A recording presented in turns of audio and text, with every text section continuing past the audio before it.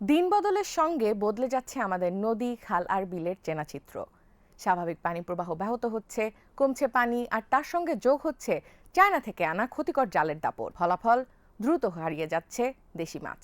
এই সংকটের সবচেয়ে বড় ধাক্কা লেগেছে পাবনার শুটকি পল্লীতে। একসময় বর্ষা শেষে যেখানে ছিল কর্মচাঞ্চল্য, সেখানে এখন নীরবতা। দেশি মাছের অভাবে এবছর শুটকি উৎপাদনে বড় ধরনের ভাটা পড়েছে। অনেক শুটকির চাতাল বন্ধ, কাজ নেই শ্রমিকদের, আয় কমেছে ব্যবসায়ীদের। ব্যবসা বর্তমান লসের দিকে। যারাই ব্যবসা করছে তারাই মনে করেন লস খাইছে, এই কারণে মনে করেন ব্যবসা হচ্ছে সবাই বন্ধ দিচ্ছে, বুঝছেন, লসজনক। আর মাছ এখানে কিনে মনে করেন পর্তায় করতে পারে না, পর্তায় না করতে পারে আড়তে নিয়ে যায়, মনে করেন বেশিরভাগই মনে করেন যে লাভ কম হয়, এই কারণে ব্যবসাগুলো সব বন্ধ করে দিয়েছে।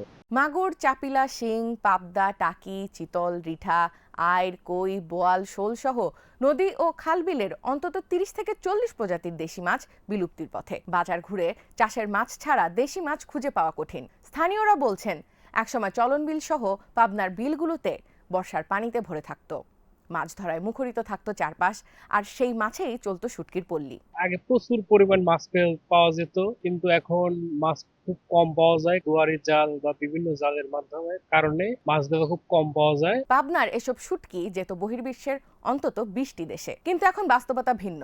প্রকৃতির বৈরী আচরণ, অপরিকল্পিত স্থাপনা ও বাঁধ নির্মাণে বিলগুলোতে এখন পানি কম। প্রতি বছরই পানি শূন্যতায় ঢুকছে বৃহৎ চলন বিল সহ পাবনার অন্যান্য ছোট বড় সব বিল। তার ওপর অবৈধ চায়না দুয়ারি ও বাদাই জালে মা মাছের সঙ্গে রেণুপোনাও নিধন হচ্ছে নির্বিচারে। ফলে প্রাকৃতিকভাবে মাছ বেড়ে ওঠার সুযোগই পাচ্ছে না। সম্প্রতি পাবনার সুজানগর, চাটমোহর, ভাঙ্গুড়া ও ফরিদপুর উপজেলা ঘুরে অধিকাংশ শুটকির চাতাল বন্ধ দেখা গেছে। শুটকি শ্রমিকরা বলছেন, আগে প্রতিদিন কাজ ছিল, আয় হতো ৪০০ থেকে ৫০০ টাকা।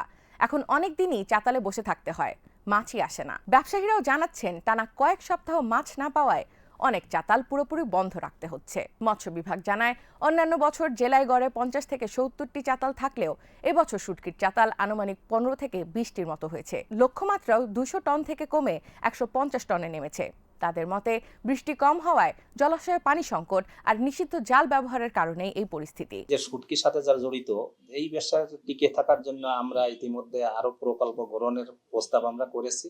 ভবিষ্যতে চলন বিল সহ আপনার গাজনার বিল সহ আমাদের সারা দেশের যে মৎস্যজীবী এবং শুটকির সাথে জড়িত যারা আছে তাদের নিয়ে আমাদের ব্যাপক পরিকল্পনা আছে, এবং শুটকির যে পুষ্টিগুণ সেই বিষয়ে আমরা জনগণকে উদ্বুদ্ধ করছি লিফলেট এবং পোস্টারের মাধ্যমে। তবে আশার কথাও শোনাচ্ছেন কর্মকর্তারা।